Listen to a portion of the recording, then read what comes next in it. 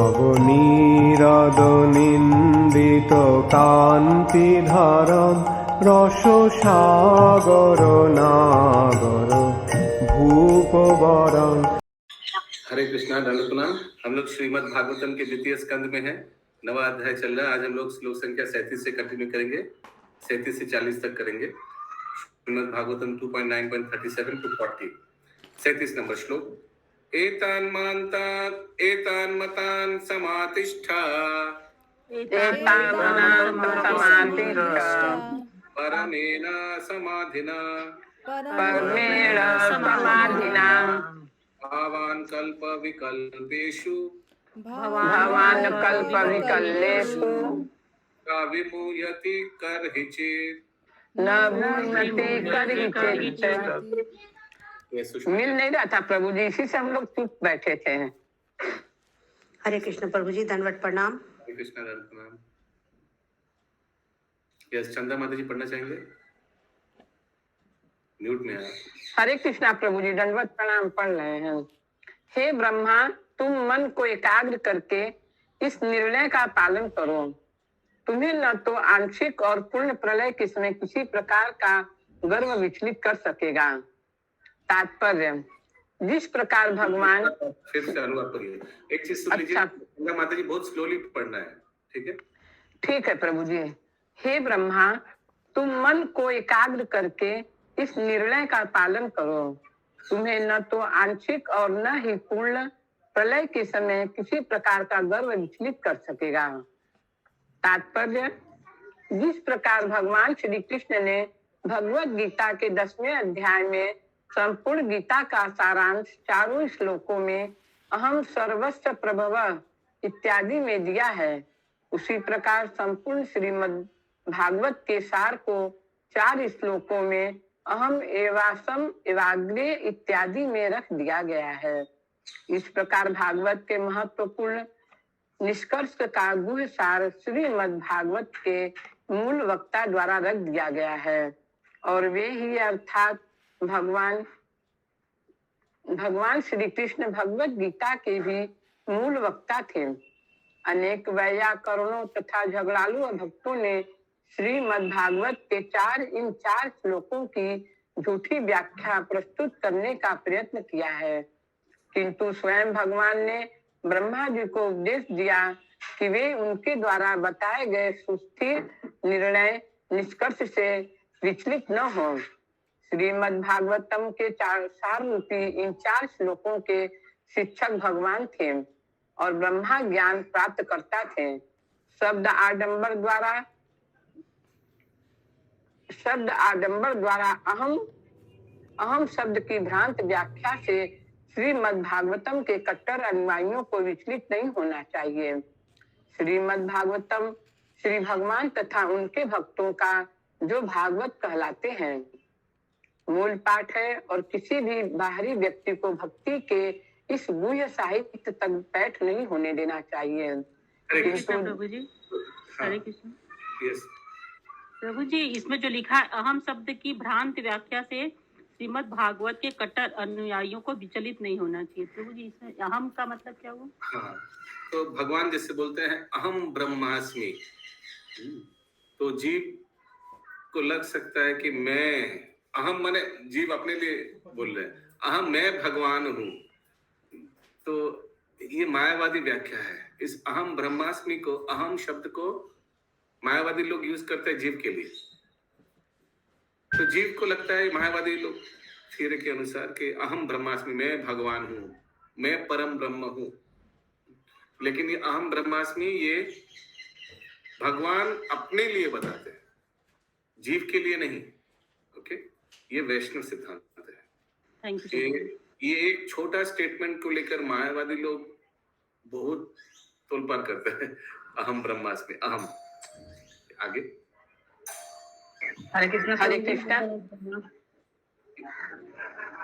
किंतु दुर्भाग्यवश निर्विशेषवादी, जिसका भगवान से कोई संबंध नहीं है, कभी कभी अपने व्याकरण संबंधी अल्प ज्ञान तथा शुष्क चिंतन से श्रीमद् भागवत की व्याख्या करता है। अतः भगवान ब्रह्मा जी को आगाह करते हैं, और ब्रह्मा के माध्यम से शिष्य परंपरा के समस्त भावी भक्तों को भी कि मनुष्य को तथाकथित वैयाकरणों के निर्णय से या अन्य अल्पज्ञानियों के निर्णय से पथ विचलित न होकर अपने मन को परंपरा पद्धति में सदैव स्थिर रखना चाहिए। संसारी ज्ञान के बल पर किसी को नवीन व्याख्या करने का प्रयास नहीं करना चाहिए। अतः ब्रह्मा द्वारा प्राप्त ज्ञान पद्धति के आधार पर पहला सोपान है। परंपरा पद्धति का पालन करने वाले प्रामाणिक गुरु के पास पहुंचना, जो भगवान का प्रतिनिधि होता है। किसी को अपने अधूरे संसारी ज्ञान के आधार पर अपना निष्कर्ष निकालने का प्रयत्न नहीं करना चाहिए। गुरु समस्त प्रामाणिक वैदिक साहित्य के आधार पर शिष्य को सही मार्ग की शिक्षा देने में समर्थ होता है। वह अपने शिष्य को शब्द जाल में नहीं फंसता। वह अपने शिष्य को अपने स्वयं के कार्यकलापों द्वारा भक्ति सिद्धांतों की शिक्षा देता है। मनुष्य सगुण भक्ति के बिना निर्विशेषवादियों तथा शुष्क चिंतकों की तरह चिंतन करता रहता है और जन्म जन्मांतर तक भी अंतिम निष्कर्ष तक नहीं पहुंच पाता। प्रामाणिक गुरु के आदेशों के साथ साथ शास्त्रों के नियमों का पालन करके शिष्य पूर्ण ज्ञान के पद को प्राप्त करता है, जिसका प्राकट्य सांसारिक इंद्रिय तृप्ति की विरक्ति के रूप में होता है।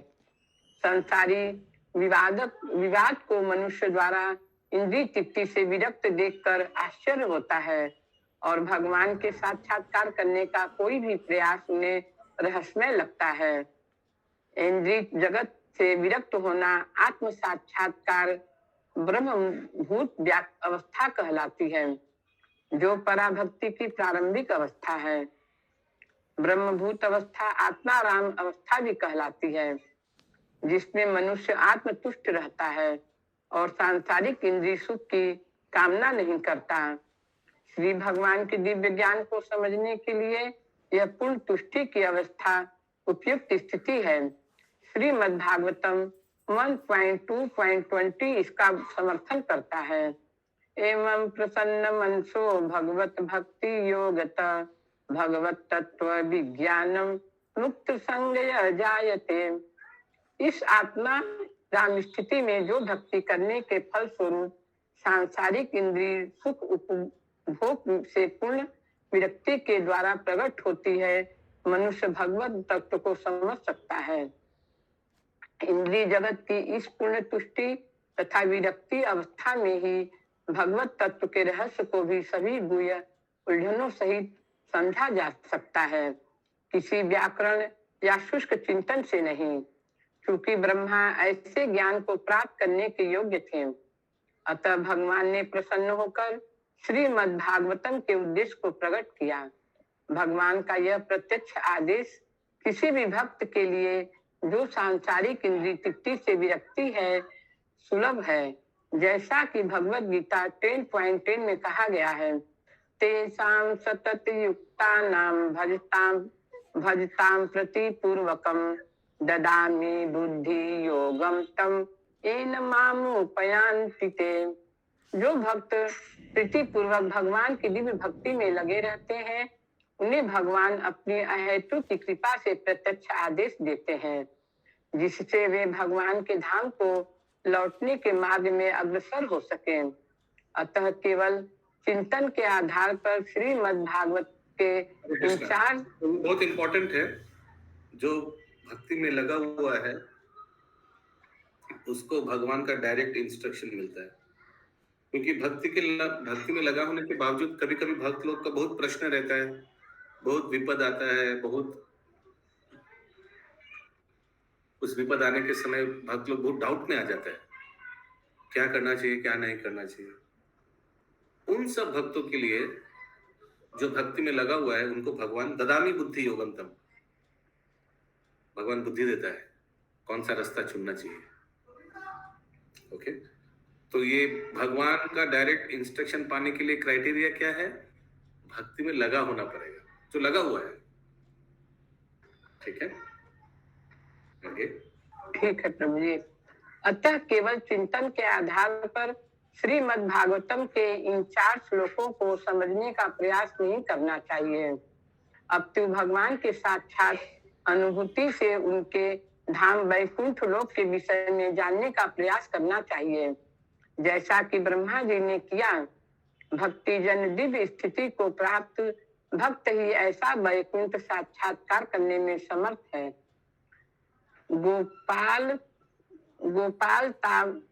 गोपालतापनी उपनिषद श्रुति में कहा गया है, गोप वेशों में पुरुषाद अभिभूर्वः।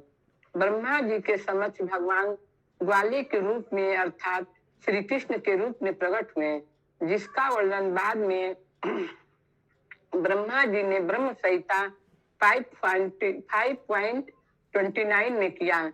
चिंतामणि प्रकर्षद मशु कल्प वृक्ष लक्षावृत्तेषु सुरभि अभिपालिनतम लक्ष्मी सहस्र संभ्रम्यम सेव्यमानम गोविंदम आदि पुरुषम तमहम भजामि।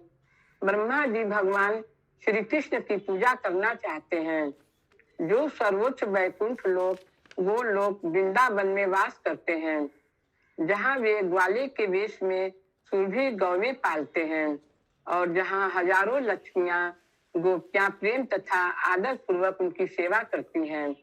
अतः श्री कृष्ण ही परमेश्वर के मूल रूप है। कृष्ण अस्तु भगवान स्वयं। इस आदेश से भी यही स्पष्ट है, पूर्ण पुरुषोत्तम भगवान ही तो श्री कृष्ण है, वे सीधे नारायण या पुरुष अवतार नहीं हैं, ये तो बाद के रूप हैं। अतः श्रीमद् भागवतम का अर्थ है पूर्ण पुरुषोत्तम भगवान कृष्ण का बोध, और श्रीमद् भागवत भगवद गीता की तरह भगवान की वाणी का प्रतिनिधित्व करता है। इस प्रकार निष्कर्ष यह निकला कि श्रीमद् भागवत भगवत विज्ञान है, जिसमें भगवान तथा उनके धाम का पूरी तरह बोध होता है। हरे कृष्णा। हरे कृष्णा। प्रभु जी कहाँ से स्टार्ट हुआ अभी? 37 नंबर श्लोक। शायद स्टार्टिंग से प्रभु, ठीक है। अभी 38 शुरू होगा। श्री शुक उवाच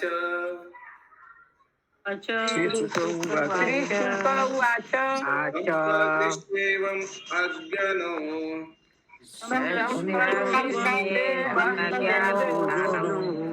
ज्ञानानां परमेष्ठितम्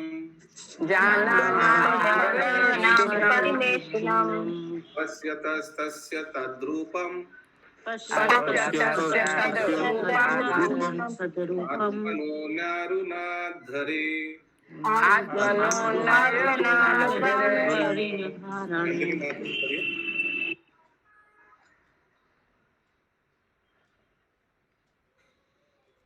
किस पढ़िए नंदिनी माता जी? हरे कृष्ण। दंडवत प्रणाम। सुखदेव गोस्वामी ने महाराज परीक्षित से कहा, जीवात्माओं के नायक ब्रह्मा को अपने दिव्य रूप में पूर्ण पुरुषोत्तम भगवान हरि इस प्रकार उपदेश देते दिखते हैं और फिर भी अंतर्ध्यान हो गए।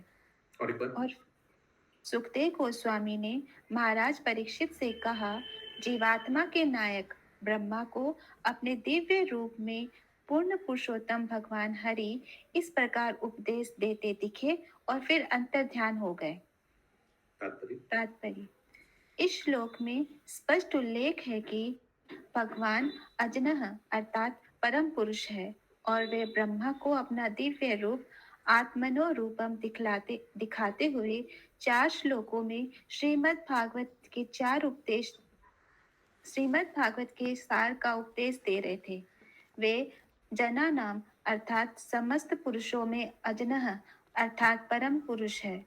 समस्त जीवात्माएं पृथक व्यक्ति है और ऐसे व्यक्तियों में भगवान हरि श्रेष्ठ हैं, जैसे कि इस श्रुति मंत्र से पुष्टि होती है। नित्यो नित्या नाम चेतन चेतना नाम।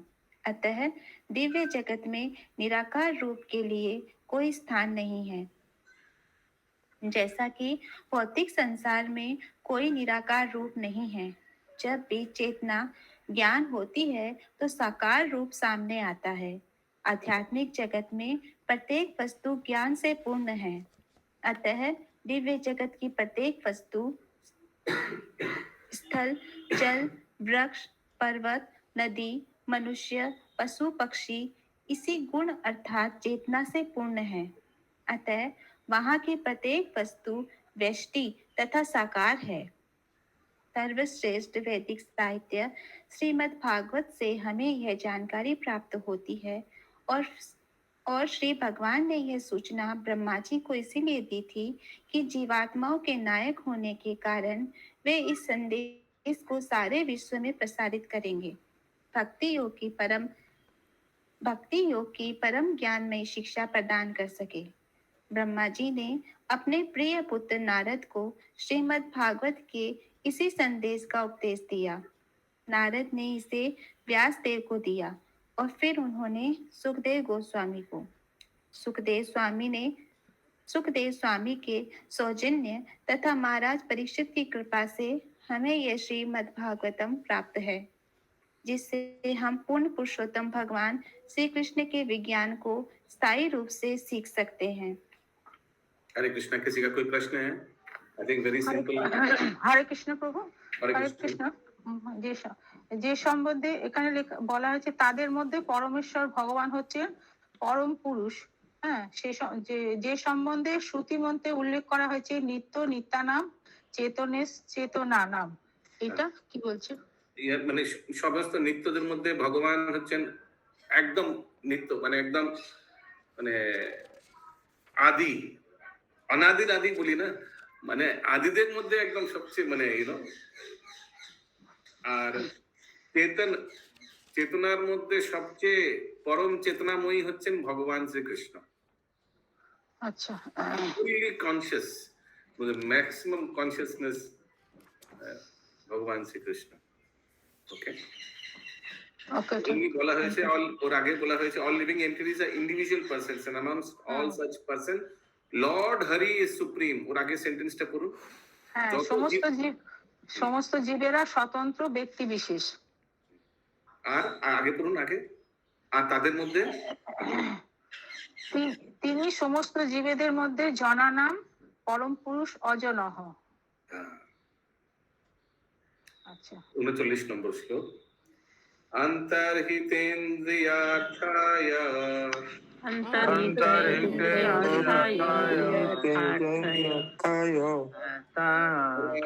বিহিতাঞ্জলি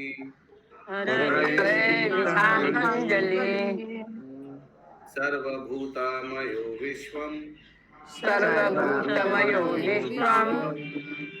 ससार्जेदं सपूर्वयवत्। Yes, continue माताजी। भक्तों की इंद्रियों को दिव्य आनंद प्रदान करने वाले पूर्ण पुरुषोत्तम भगवान हरि के अंतर्धान हो जाने पर ब्रह्मा जी हाथ जोड़े हुए ब्रह्मांड की जीवात्माओं से पूर्ण वैसी ही सृष्टि पुनः करने लगे जिस प्रकार वह इसके पूर्व थी। तो भगवान हरि अभी अंतर्धान हो गया, ब्रह्मा जी को आदेश दे दिया सृष्टि करने का। ब्रह्मा जी हाथ जोड़ करके अपना कार्य चालू किया।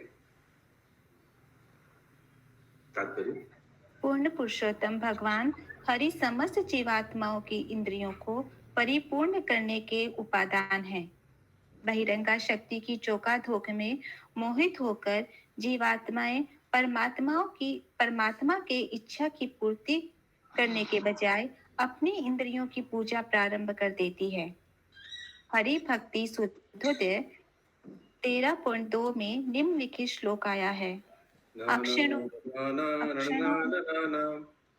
अक्षणो फलं त्वदर्शनं हि तनो फलं त्वादर्शगार्थसंग जीव्या फलं त्वादर्श कीर्तनं हि सुदुर्लभा भागवता ही लोके। हे भगवत भक्त, आंखें तुम्हें देखकर सफल हो जाती है और तुम्हारे देह के स्पर्श से स्पर्श की पूर्ति हो जाती है। जीव्या तुम्हारे गुणों के गान के लिए है, क्योंकि इस संसार में भगवान का शुद्ध भक्त पाना अत्यंत दुर्लभ है। प्रारंभ में जीवात्माओं को प्रारंभ में जीवात्माओं को इंद्रियां इस प्रयोजन के लिए प्रदान की गई थी कि वे उनसे भगवान अथवा उनके भक्तों की प्रीतिपूर्वक सेवा करें। किंतु बद्धजीव बहिरंगा शक्ति के मोह में आकर इंद्रिय सुख से सम्मोहित हो गए। अतएव ईश्वर चेतना की सारी प्रक्रिया इंद्रियों के बद्ध कार्यों को सही मार्ग पर लाना और और फिर और फिर से उन्हें भगवान की सेवा में लगाना है। इसीलिए ब्रह्मा जी ने पुनः सृष्ट ब्रह्मांड में कार्य करने के लिए बद्ध जीवों की फिर से सृष्टि करके अपनी इंद्रियों को भगवान की प्रत्यक्ष सेवा में लगाया। हरे कृष्ण प्रभु जी। हरे कृष्ण। हे भगवत भक्त, आंखें तुम्हें देखकर सफल हो जाती है, ये ब्रह्मा जी कह रहे हैं प्रभु जी। ये हरि भक्ति सुबोधया में एक श्लोक है जहां कोई स्तुति कर रहा है भगवान के भक्तों को। ओके, कौन स्तुति कर रहा है लिखा नहीं है। हाँ, कोई स्तुति कर रहा है, भक्त लोग को बोल रहा है कि भक्त लोग कितना दुर्लभ है और कितना इम्पोर्टेंट है भगवान के लिए।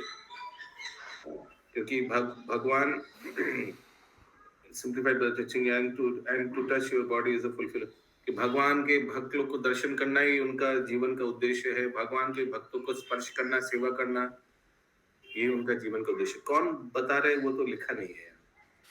आगे इस प्रकार यह ब्रह्मांड भगवान की इच्छा से उत्पन्न और विनिष्ट होता है। इसकी सृष्टि बद्ध जीवों को अवसर प्रदान करने के लिए की जाती है, जिससे वे भगवान के धाम वापस जाने की दिशा में कार्य कर सके। और ब्रह्मा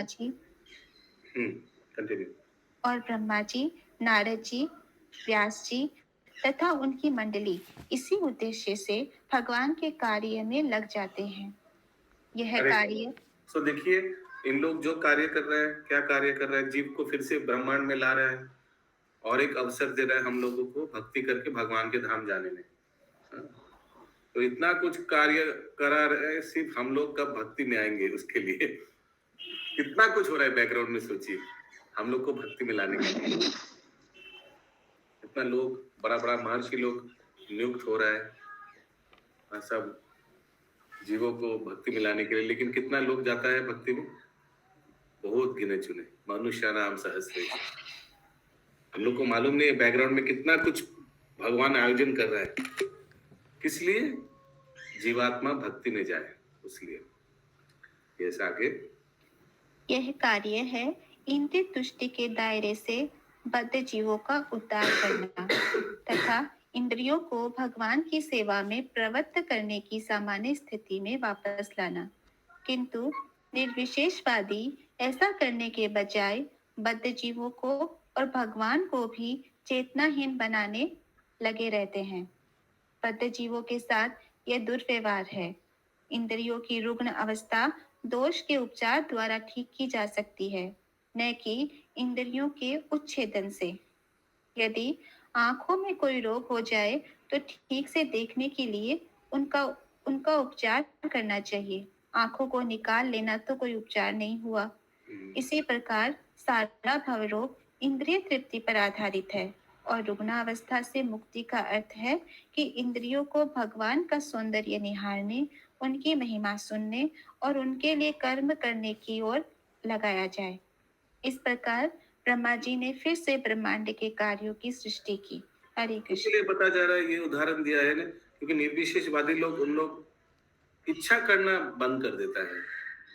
बोलता है ब्रह्म सत्य जगत मिथ्या, सब जगत जड़ जगत से दूर चले जाते हैं और अकेला रहता है, सोचता है कि उस तरह से हम लोग भौतिक कार्य में नहीं लगेंगे।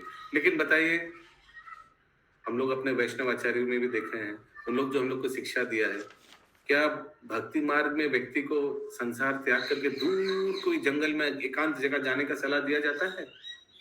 नहीं, इस संसार में रहकर ही भक्ति करने सिखाया जाता है। इस संसार के वस्तु और व्यक्ति को लेकर ही भक्ति किया जाता है। ये सब छोड़ छाड़ कर चला जाना, ये से भक्ति नहीं होगा। कहाँ जाइएगा? पहले बात तो कहाँ जाइएगा? हर एक जगह माया है। आप माया के डर से हिमालय पर्वत में एकांत में जा सकते हैं, शरीर हिमालय में चलेगा, लेकिन मन भौतिक जगह में, भौतिक चीजों में ही मन रहते रहेगा।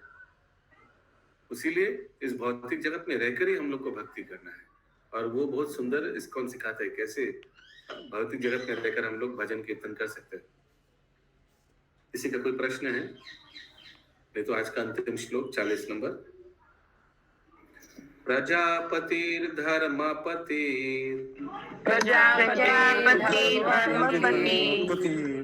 एकदा नियमान यमान भद्रं प्रजनम अन्वीक्षन्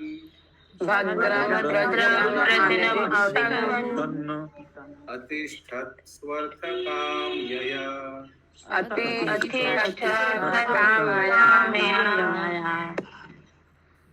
एक बार जीवों के पूर्वज तथा धर्म के पिता ब्रह्मा जी ने समस्त जीवात्माओं के कल्याण में ही अपना हित समझते हुए विधि पूर्वक यम नियमों को धारण किया। और एक बार जीवों के पूर्वज तथा धर्म के पिता ब्रह्मा जी ने समस्त जीवात्माओं के कल्याण में ही अपना हित समझते हुए विधि पूर्वक यम नियमों को धारण किया। यम नियमों को धारण किए बिना कोई उच्च पद पर आसीन नहीं हो सकता। इंद्रिय तृप्ति का असंयमित जीवन पशु जीवन है, और ब्रह्मा जी ने अपनी संततियों को उच्चतर कर्तव्यों के निर्वाह हेतु इंद्रियों पर संयम रखने की शिक्षा दी। वे भगवान के दास के रूप में सभी का कल्याण चाह रहे थे, और जो भी अपने कुल तथा पीढ़ियों के कल्याण की कामना करता है उसे नैतिक धार्मिक जीवन बिताना होता है। उच्चतम नैतिक जीवन है भगवत भक्त बनना, क्योंकि शुद्ध भक्त में भगवान के सभी गुण आ जाते हैं। इसके विपरीत जो ईश्वर भक्त नहीं है वह सांसारिकता में कितना ही पटु क्यों न हो, किसी उत्तम गुण से संपन्न नहीं कहा जा सकता। ब्रह्मा तथा उनकी शिष्य परंपरा के अनेक व्यक्ति जो भगवान के शुद्ध भक्त हैं, जब तक स्वयं वैसा आचरण नहीं करते तब तक अपने आश्रितों को किसी भी प्रकार का उपदेश नहीं देते। लास्ट सेंटेंस और एक बार। ब्रह्मा तथा उनकी शिष्य परंपरा के अनेक व्यक्ति जो भगवान के शुद्ध भक्त हैं, जब तक स्वयं वैसा आचरण नहीं करते तब तक अपने आश्रितों को किसी भी प्रकार का उपदेश नहीं देते। आचार फिर प्रचार। किसी का कोई प्रश्न है? नहीं तो